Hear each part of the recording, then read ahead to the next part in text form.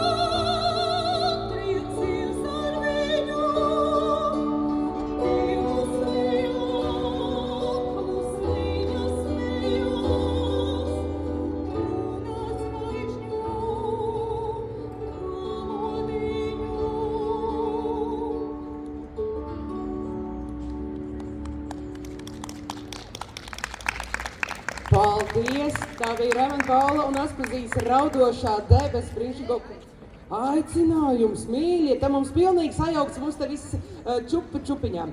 Bet tagad mēs ļoti labprāt aicinātu brāļus Matveju Triškinu un Ignatu Triškinu ar saksofonu un ģitāru. Un viņi izpildīs pirmo un otro daļu no komponista Endija Skota svītes Nemesis.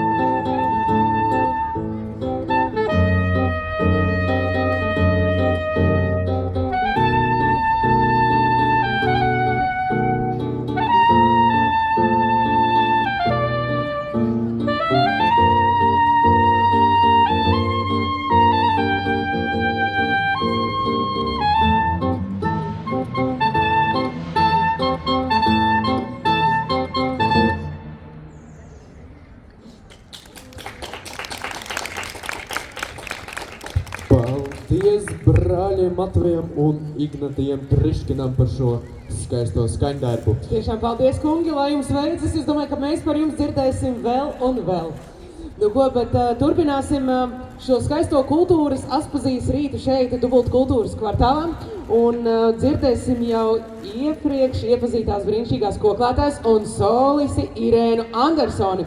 Un tā jau ir Aspazijai dažādas lugas un iespējams kāda ragana mums bija sajaukusi programmu un secību, bet tagad tiešām mēs dzirdēsim Raimanda Paula un Aspazijas kopradīto radošo debesu un pasaciņu. Lūdzu!